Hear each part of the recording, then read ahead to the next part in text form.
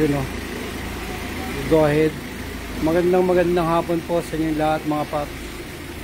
Welcome po sa Master Garage Base 1. Yan, Base 1 MG Cavite ng Base 3 ng Base 1 namin. Yan, ito yung mga overhauling. Ito yung mga major works. Happy. Gawang major works. Go ahead. Nagsuswimming sa kulang. Go ahead. Swimming sa kulang. Tapos epoxy. Go ahead. Yan yung gawang major works. Major works. Gusto lagi ng major works.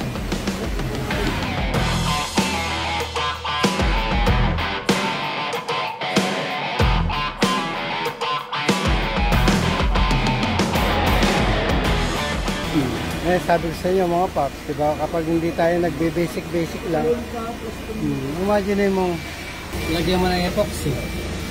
Wala na yan, tapo na yung head na ganyan. Go ahead. Overheat, sambulat, mix ng oil sa langis. Sharon Cuneta. Yes, Sharon Cuneta. Go ahead. Paps, tuyin muna natin ito ha. Kuha ka ng foam, makabasahan ha. Bago tayo magtanggal ng cylinder head. Yung bago water pump. Water pump na yata yung bago eh. Resil. Round 2. Nakakayak mga paps, diba? Lalo na kapag ganito ang iyong sasakyan. Iputol. Lagyan ng hose. Ayan. Nag-overheat na. Tanong natin history. Napagalaw na ba yung makina? Daw? Oh, good. Check nyo pa yung ano ha, engine block mamaya. Yes po. Pang milyonaryo, go ahead. Sayang, di ba? Paulit-ulit lang ang trabaho. Ngayon, take 2 na naman. Bypass na siya. Naka-bypass na. Ano pang isang dito, thermostat. Thermostat din. Ito kasi yung mga Ford Fiesta, Ford EcoSport. Kapag ito po ay hindi sa walang maintenance ha. Kahit alagang-alaga mo yan sa maintenance, ang problema po kapag hindi naman natin alam yung mga wear and tear ng ating sasakyan. Nako, kahit sabihin mo araw-araw pa sa yan, araw-araw sa talyer yan, pero hindi naman alam yung mga wear and tear, doon pa rin yan magkakandaletso-letso. Copy? Okay, so mamaya po didiscuss natin yung mga wear and tear ng Ford Fiesta para maagapan nyo po. Copy?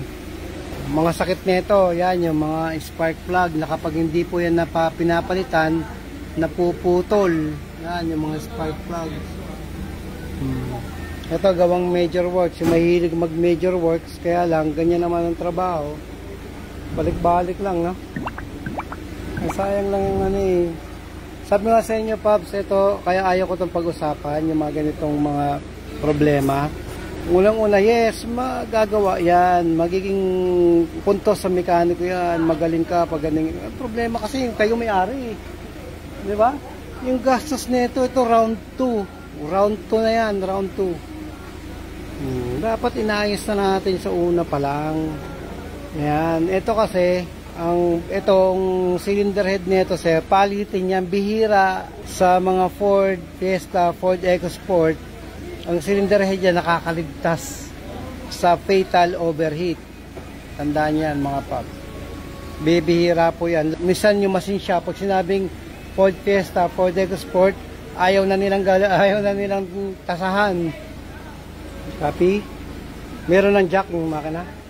Hindi pa po.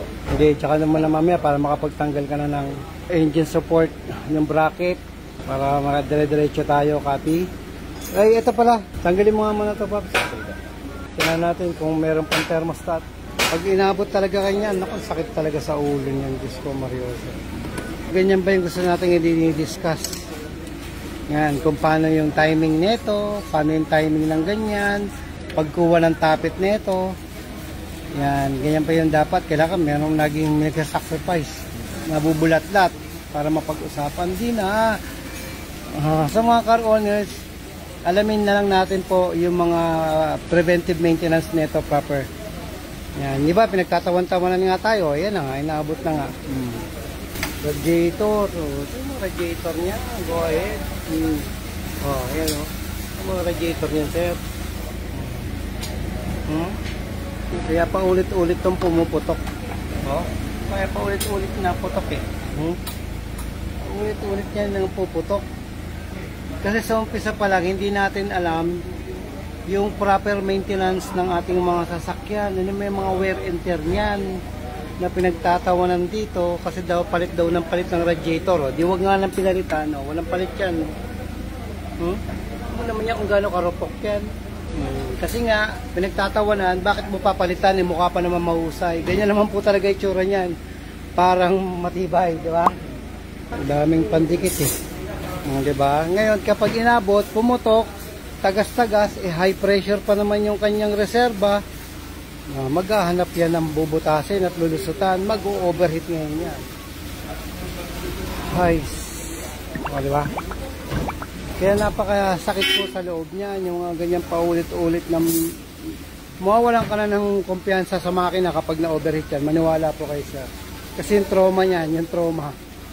Yung nananakbo ka sa biyahe, tapos nag-overheat, di ba? Tapos mawawala aircon, tapos tanghaling tapat, ang init-init.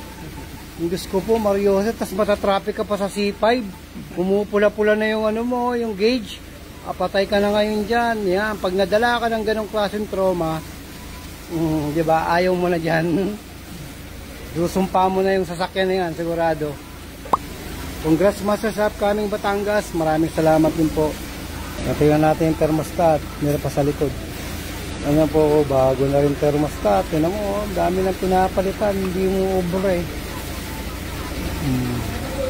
May mga tama pa ng ano.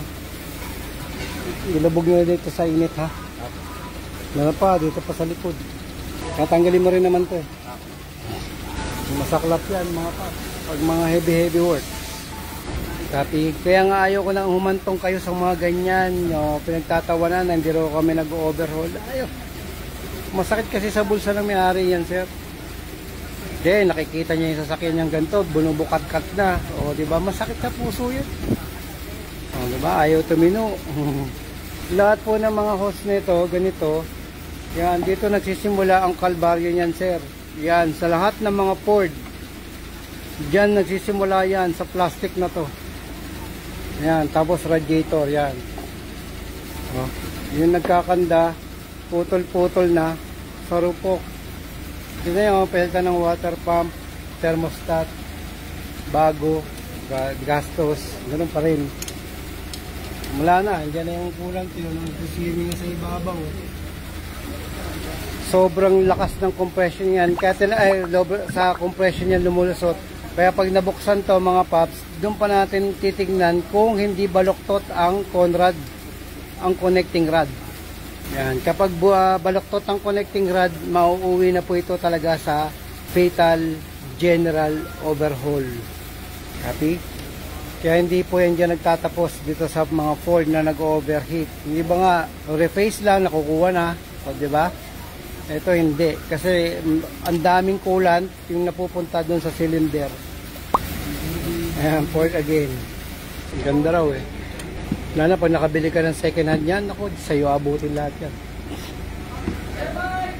Dapat kapag bumili ka nito, palitan mo na lahat ng mga dapat palitan. Yan, kapag naka-dual clutch, palitan nyo na yan. Timing belt, palit. Spark plug, palit. Yan, thermostat, palit. Yan, mga 2015 model, 2016. Yan, radiator, palit. Yan. Pag inabot po kayo ng ano yan, dilubyo yan, todas kayo dyan. Isa lang ang bumigay dyan, todas na. Timing belt, wasak na naman ang makina mo yan pag naputol. Radiator, pag pumutok, makina na naman ang patay dyan. Gumanga ang ano, nakanganga ang thermostat, patay ka na naman dyan. Mahirap yan. Tapos gawin, nabagay epoxy. Yan ang mga gawang major works. So, diba? Ayan, dapat makapal ang wallet niya, no? Dapat makapal talaga ang wallet mo. Kunti na lang ang tornilyo. Yun na lang. Pabuo na pala yan, sir, ah. Yan, malapit na mabuo yung makina na iba. Yun o, may tali na o. Made in Italy. Daming baklas. Eh. Ha? 5 days skid. For heavy PMS. For clutch kit.